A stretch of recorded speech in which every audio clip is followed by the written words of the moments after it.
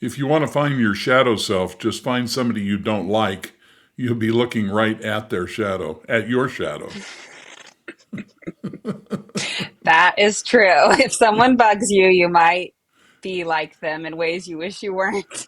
Well, we're gonna use this to our advantage. So, if you're trying to find your shadow self, you're looking at your shadow self when you find somebody you don't like.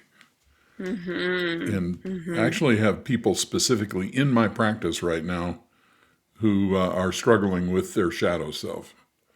Mm-hmm. Yeah. Well, I'm excited to dig in. I've been working on this topic for 4 years or so, and I'm sure you have decades under your belt. So let's tell everybody first where you are. Hi, so glad you made it here. Welcome to the podcast Mastering Thought with Dr. Mark Waller, LMFT, and myself, Christina Black. And here we Welcome, are. everybody. So, Yeah. today we're going to talk about the shadow. And here's a guy looking at his shadow. He doesn't like what he sees. Yeah, a little freaky. So, if the original concept of the shadow was came from Carl Jung, who, if you study psychology, was like the number two man to the big guy, and also Robert Bly, who's a contemporary. He's a poet, and he wrote a huge bestseller called Iron John, and we're going to Hmm. explore what they said. But anyway, here's what Jung said about the shadow. So the concept of the shadow in psychology was introduced by Carl Jung, and it represents the unconscious aspect of the personality which the conscious ego does not identify with. Right. Jung's shadow concept encompassed not just negative, but potentially positive aspects outside the consciousness, including traits and potentials the ego has yet to acknowledge. Hmm. Now, you're going to find today Okay. that my take on this is much simpler than this. Hmm. I actually liked Robert Bly's take on it a little better. He said the shadow represents parts of ourselves that we deny or hide from our conscious awareness, often aspects of our personality that we deem negative or undesirable. Bly suggests that through our lives, and this is not, I don't agree with this, but through our lives, we accumulate these rejected parts of ourselves, metaphorically stuffing them into an invisible bag we carry on our back. That's true. This Mm. process starts in childhood as we receive cues from our family and society about what is acceptable and what is not. As we grow, the bag becomes heavier with disowned traits such as anger, jealousy, and selfishness, as well as Hmm. positive qualities we might have been discouraged from expressing. Hmm. And Bly, You in don't his agree with book, that? I don't agree that it happens throughout our lives. Okay. Well, I would be interested to discuss that. Okay, go I think ahead. well, you know me, you know where it all goes. Oh yeah, for sure. But yeah, we'll just keep going. I'll bring it up later. So he says in he wrote a book called A Little Book on the Human Shadow, which is Yeah. very good. And he's talking about the fact that he grew up in Minnesota, and by the time he was 6 years old, he was one of the nice little Bly boys with a bag already a mile long. Mm, Kind of tells you a little bit about childhood. yeah, a lot of expectations for them, maybe. Right. Yeah. So this is the way I'm going to define it. Aspects of our personality and behavior that we don't want to or have been taught not to see or acknowledge. Mm-hmm. Mm-hmm. And now here's the big key difference I have. This Yeah. learning takes place in the limbic system. Mm-hmm. So the shadow self is complete around 5 or 6 years of age in most cases. Mm. And it can all be traced back to the limbic system and how the limbic system is programmed. Mm-hmm. So, in other words, if you were taught that certain aspects of your personality were unacceptable. In order for that to be a shadow part, it has to happen in those first 5 years. Interesting. So I've definitely approached shadow work and had, instances that left their fingerprints on me, is how I say it. Well beyond that age, but I did find that it helped clear itself with the shadow work, even before I understood your method. Okay, so I agree with what you're saying, but I would not. I think the disagreement we would have is in the definition of shadow. Oh, okay, I can live with So that. because I'm familiar with what you have experienced in terms of shadow work, and I think Yeah. that your definition includes unconscious or non-conscious learning and emotional things that are linked to early experiences. And Okay, like they're an extension of. and what I would say is the shadow is something that you have deemed undesirable, or you have been taught to be undesirable, Right. and only that lane. Okay. So I think when you use the word shadow, and don't let me misinterpret you, you also include things that are hidden or unknown. Yeah, for sure. And that maybe would have been my more of my definition is the parts of ourselves and our past that we try to hide from ourselves. Right. And so let's say let me give you an example. Let's say when you were 6 years of age, you were hit by a car while you were riding your bicycle, and you ended up in a lilac bush. Hmm. Okay, so fast forward 20 years, you have a huge allergic reaction to lilacs. Hmm. I don't consider that to be shadow work, Sure. but it's maybe it's a traumatizing experience that's linked to unconscious associations. But when I'm talking about shadow, I'm talking about things you don't like about yourself that you don't ever want to admit are there. Yeah. Yeah. This is very perfect timing, by the way, because this last week I had a huge step in my shadow work. Like really big. I had no idea. Yeah. Well, But you're I was welcome actually reading to about share that or a not. It's up to you. yeah, well, I was reading about attachment theory, and I was telling you, but for the listeners out there, um, I thought I was just an anxious or preoccupied attachment style, and then I started reading this new category that hadn't hit this way before, but it was the anxious dismissive, and all of a sudden I realized my heart was beating out of my chest, and I didn't necessarily feel in the moment triggered, I guess, emotionally, but more just like, oh, this is me. This is telling me who I am. Ah! And then all these like memories started coming up. And I Okay. had these crazy dreams that I knew were telling me, what was going on. And then the next couple days, I was able to start with the release. But yeah, it So was an that's intense week. so that's an example of I don't consider that to be necessarily a shadow that came up.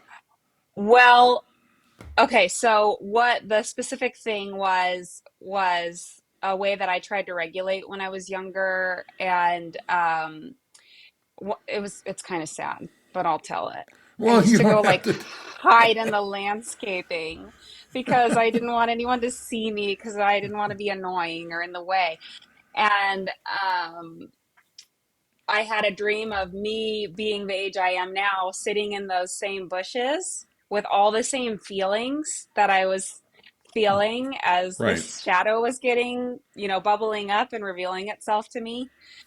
And I just realized, like, oh my gosh, I didn't know what I was feeling then. I just knew it was really intense. This is what I was feeling then. I'm just understanding it now. right. But for our purposes, I think that's fantastic, but I wouldn't define that as the shadow. Oh, okay. Well, go ahead. I would Take me to define that, school. huh? Take me to school. Well, it's, it's not about, I mean, who knows? Well, you could define it any way you wanted to. Yeah. But as we go along, I think this is going to become more and more clear how where I'm coming from this. Okay. What you just defined is extremely important: self exploration and discovery. Mm-hmm. There's no question about that. It's earth Mm-hmm. changing stuff. But Yeah. but this is more what what I define as shadow. So Okay. how do you discover the shadow? Find somebody you don't like. Mm-hmm. And when we see a disowned part of ourselves in someone else, we don't like it. And we tend to attack that because Mm-hmm. we don't like it. So now that we're in this discussion, then I'm going to challenge you a little bit with Yeah.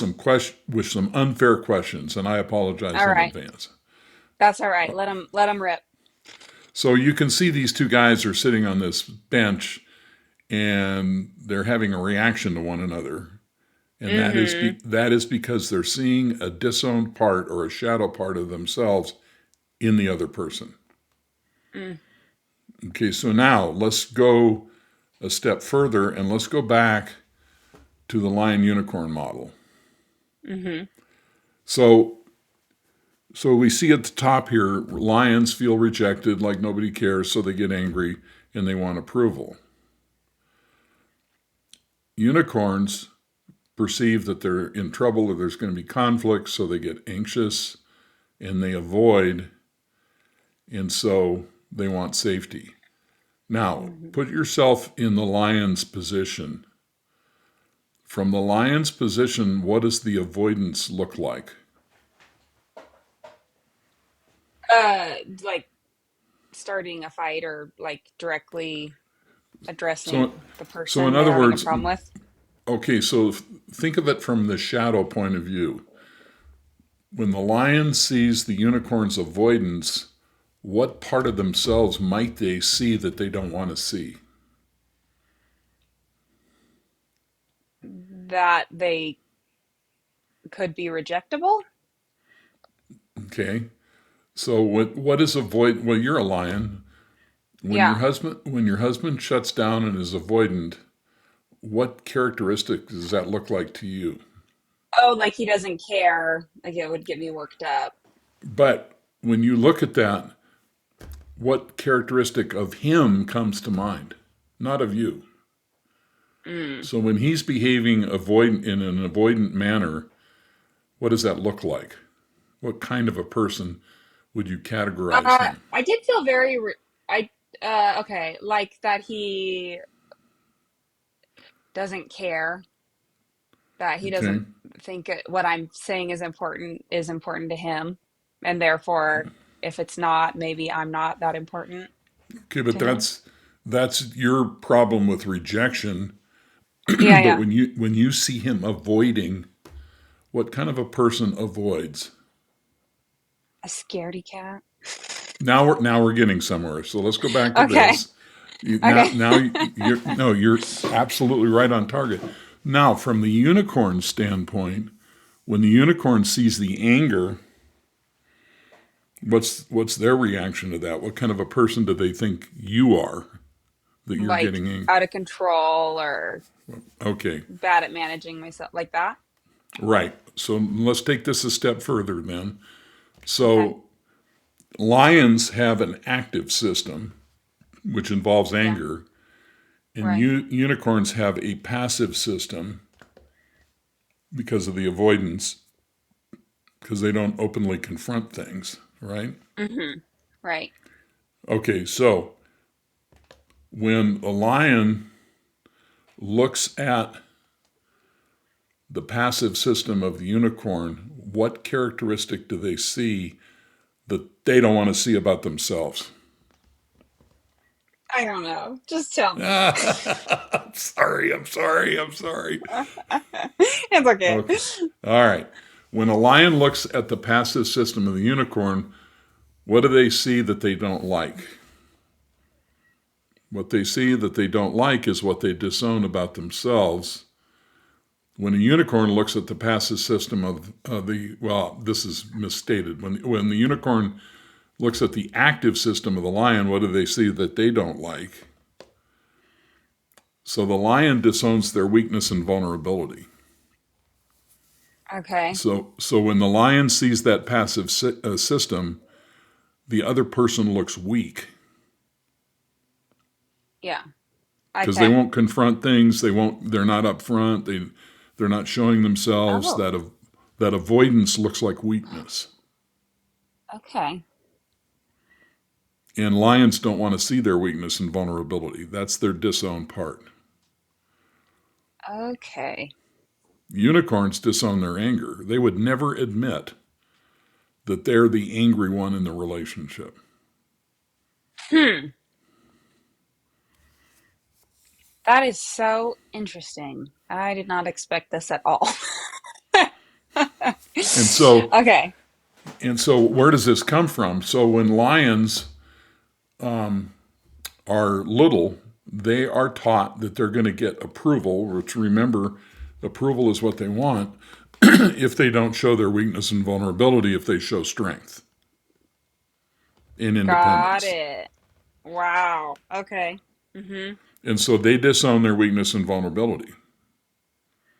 Now, what they do is they project that on their unicorn partner, and then they attack them for being weak and vulnerable. Okay. Unicorns disown their anger. Why do they disown their anger? Because they're a more mild personality and they feel overwhelmed by this angry, out of control parent. And so they learn that they hate anger. And Okay. so they disown their anger. They project that on their lion partners and attack them for being too angry. Interesting. As a matter of fact, unicorns will manipulate their lion partners to act out their anger. What? What's an example? Like what? Well, let's say I'm constant. Let's say you and I are in a relationship, and you're Yeah. constantly angry. Mm-hmm. Part of that anger is anger I'm projecting onto you that I don't want to see in myself. So I'm giving you an invitation to act out my anger. Huh. And so people will come to me and they'll say, I know I'm an angry person, but I'm not this angry. What is happening to me? Well, what's happening Huh. is they're being manipulated by their unicorn partner into acting out anger that the unicorn doesn't want to act out. Wow. And they Isn't literally will come awareness into therapy important? and they'll point to the lion and say, they're the angry one in the relationship. They're crazy. I'm fine. Mm. Mm-hmm. Man, So when we see the shadow part in interesting. the other person, we attack them for showing it, even though our perception is mistaken. Well, wait, you just said their shadow part. Is that what Right. you meant to say? When we Because see a shadow part, if they're showing anger, then why would I say that? Shoot, I lost it. Okay, just carry on. Just carry no, on. no, no, wait a minute. This is very important. So when we see a shadow part of ourselves in the other person, we attack them Yes. for showing it, even though our Right, but perception is is mistaken. if they're showing it, it wouldn't be part of their shadow, right? Well, if the person who's attacking them, who's objecting to that part of themselves that they're seeing, they It's in attack the their other shadow. person. So if you go back to, let's see here, when the lion gets angry, why are they getting angry? Because they feel like nobody cares. Well, Yeah, the unicorn will attack them I for showing understand what you're anger. saying. Okay, I understand. I So understand. the unicorn is looking at that anger, saying, "I don't like." Well, let me give you another example. So it's a known fact that batterers, people who beat their Yeah, partners, yeah. will also oftentimes will hurt and torture small animals. Uh-huh. Why would they do that? Well, if you look at the literature, the explanation is they want power and control. Mm-hmm. That's actually not it at all. So why would somebody who is a batterer attack a small animal? Like maybe they're resentful that that animal would be weak or like vulnerable, so and Right. they don't want to be weak and vulnerable, so then they That take it out. absolutely. Yes, that's correct. Oh, wow. So the reason they attack the small animal is it reminds them of their weakness and vulnerability when they were being abused when they were children, Right. and they, in Right. order to survive, they could never show that weakness and vulnerability, or they would get abused even more. Right. So Okay. when they see this small animal, it's like deja vu all over again, Sure. Just and they like this hate that subconscious exactly. frustration comes out. Okay. So now when you look at the lion and unicorn, when the unicorn sees the lion's anger, they're seeing the part of They them they hate it. learned they could never show. They hate it. Got it. I understand now. I'm glad I asked you because that was not clear at all to me before. Maybe it would Well, be to other people, but no, it's probably me struggling with this because it is a little counterintuitive. So when you see the lion looking at the avoidance, and in the case of passive aggressive behavior, the resistance, they see weakness and vulnerability. So mm-hmm. let me give you a scenario here. Let's say it's the unicorn's month to pay the bills and they don't pay the bills. Mm-hmm. Well, you and I know the reason the unicorn is not paying the bills is because they feel pressure and control. So it's their way Mm-hmm. of saying, fuck you, you can't force me to pay the bills. Yeah. But since the lion has disowned their weakness and vulnerability, to them it looks like they're irresponsible Mm-hmm. Mm-hmm. and they're weak Mm-hmm. and they can't take their share of responsibility. So they attack them for it. They blame them instead of Mm-hmm. seeing what's really happening. They're being subtly attacked themselves. Right. But since their disowned part is weakness, they look at the avoidance and they see weakness and they attack it. So it's a big conflict. Okay. I'm not sure I'm explaining this very well.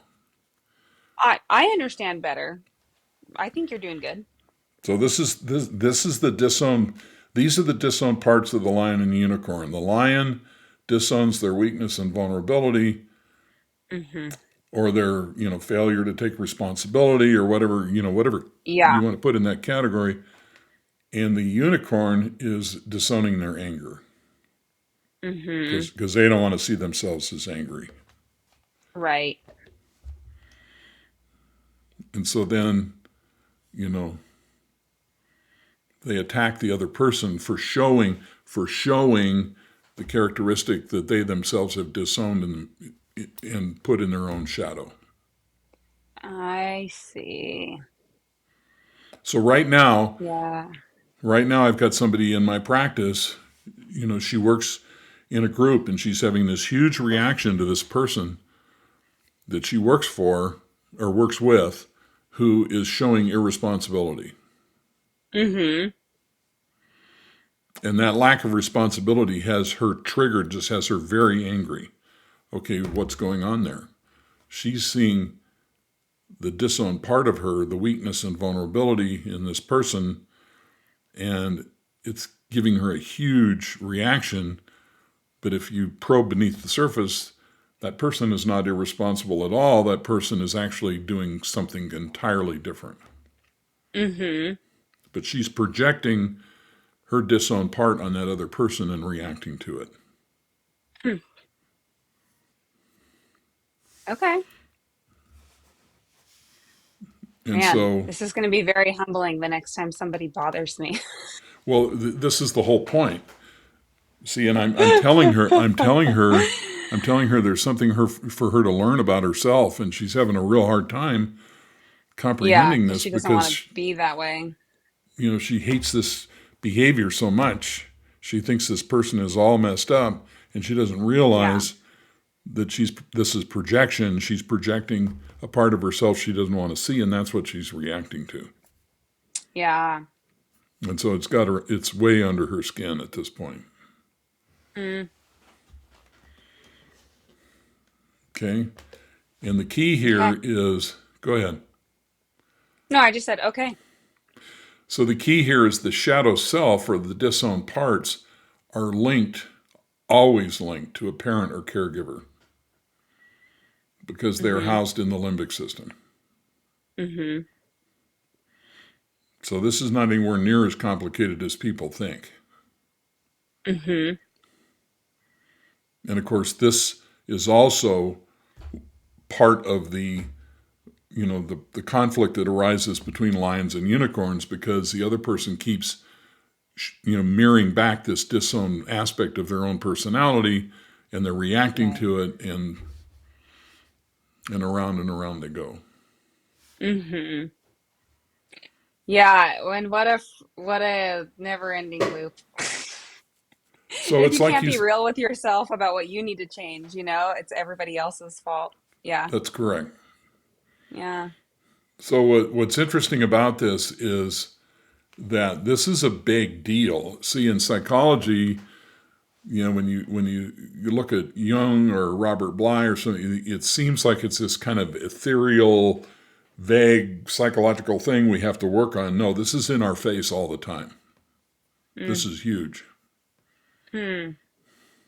It's a big aspect of why we can't get along and why we're miserable. Is the shadow self. Yes, and I'm telling you, I see this. It's very typical for lions to come in and complain about somebody being irresponsible, not following Huh. through, et cetera, et cetera. And they don't realize it's about their own emotional, training that they received as a little kid. Because, your survival as a lion in many circumstances, and survival means getting approval, recognition, feeling special, depends on you not showing weakness. Mm-hmm. You don't cry. You've got to prove that you're independent, and that's how you're going to get appreciation and recognition and approval in from the caregiver, whoever that was. Right. Right. And unicorns will come in virtually all the time, and they will say, the problem is my wife's anger. Mm-hmm. Well, then when you trace it back, you find out, okay, there was they were in an angry, hostile environment, and they learned that anger was not their friend. And so when their partner gets angry, it brings up this whole emotional baggage that they're carrying around anger. And of Mm-hmm. course, the irony is angry unicorns marry somebody who's just as angry as they are, and they don't realize it. Mm. Wow. So we always find somebody at our level of pain. So if your lion partner is crazy angry, that means you're passively crazy angry, Mm-hmm. but you don't want to acknowledge it. You're going to project that on the other person. Mm-hmm. Questions, comments? Just like a wow. I feel like wow is appropriate right now. Well, this is kind of a different way of looking at shadow work than maybe you had conceived it before. Not that you were wrong. Yeah. Hey, I'm just in an exploration, like I want to say phase, but I think this whole life for me is about exploration. So yeah, it's all good. I'm always happy to learn more. Well, see, I guess the point is when you told the story about the little girl hiding in the bushes, you weren't horrified and disgusted by that little girl. No, I wasn't. But I actually, after you started saying that, I remembered working with someone who I think it's easy to say now, it was a lot like me. Um, only she really bugged the crap out of me. In fact, I have very few people in my life that I can remember that I had more disdain for how little interaction we had. Okay. And I'm like laughing, looking back, thinking about it. Because here we were working the same job. She was into a lot of the same hobbies I was. She was very bubbly. And um, man, like just hearing her be herself was like, and so I'm wondering if, yeah, like that's what was really going on. I didn't like those things about myself, so I Right. crucified her for it in my brain. Like, I can't wait to get out of here, away from this person. Little did I know I was living inside of her. So, She'd taken up real estate in your head. yeah, for So, sure. I didn't look forward to that day of the week every week, but yeah, well, interesting. now that you know this, you can go back and say, okay, what part of myself did I see in her that I didn't like? Yeah, yes, for sure. Do you want And me to if you say, answer? only if you want to. No, I don't think it'll necessarily be helpful, but I will chew on it because yeah, it'll be helpful for me anyway. See, my problem is since I know this, I can't let myself off the hook. Hmm. You know, I know. I I feel like have to. I can't unknow it. Well, I have to. Now, whenever I have a reaction to somebody, I have to sit in it until I get it. I don't have a choice. Well, at least it gets better after. Well, you It's learn hard more work, about but it's worth yourself. it. Yeah, for sure. Well, I hope you found Yeah. this was helpful. So, Yeah, I did. And yeah, if you liked this video, please find a friend to share it with. Maybe someone who needs to learn that if you really don't like someone, you got some work to do. uh, and if you want to do Uh, some work, you can always buy my books. yeah, there you Uh, go. we talk about the dance of the lion and the unicorn, and Hmm. mastering thought and awakening. And those three books are really good. The dance is on available on Audible. Yeah. And as soon as I have some more shekels in my pocket, I'm gonna have the other two books done too. So please buy his books. No, just kidding. And if you want to talk to us or make a private comment, feel free to send us an email. We'll be Hmm. more than happy to talk to you. Yeah, So, for sure. Cool. okay. Yeah, I got my work cut out for me. Did this really blow you away? Yeah, I did not expect to. I did not expect to take so seriously how much it means about you if you are bothered by someone. Right, I didn't right. really make that a pillar, but I can't unsee it anymore. Yeah, I'm gonna play with it. Yeah. When you see the tricks of the ego mind and you want to set yourself free, you just can't let it go. Yeah, yeah. Oh man. Okay. One more clarifying question. One more clarifying question. So, for the little girl hiding in the bushes, Uh huh. I think she was hiding because she hated that she felt in the way and whatever. I just felt like my non-conscious was ready to start seeing that little girl from a different perspective and have compassion, and that's what healed the shadow part. So let me ask you a question. When the little girl was hiding Yeah, in the bushes, what did she yeah. hope would happen? She hoped that she wouldn't be in the way anymore and that she wouldn't bother people. Okay, if she didn't bother people, what did she hope would happen? I guess that they would like her. Okay, right. So go down that rabbit hole. She's hiding in the bushes because she wants approval. Mm-hmm. Do you mean on my own or right now? So let me tell you what I think. Okay, tell me what you think. I think she was hiding in the bushes hoping somebody would go find her. Aw, she did do that at a sleepover one time, but nobody came. It's okay. We learn and we grow and we heal with ourselves. All right. Well, thank you, Mark. Okay, we'll see you next time. I look forward to it. Sayonara. Bye bye.